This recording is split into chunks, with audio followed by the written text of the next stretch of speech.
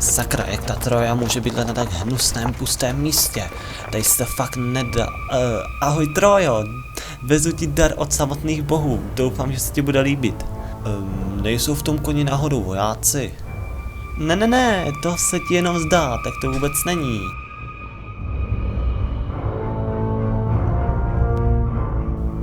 Tak jo, beru si ho dom.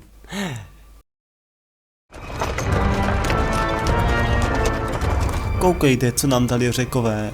Co to sakra?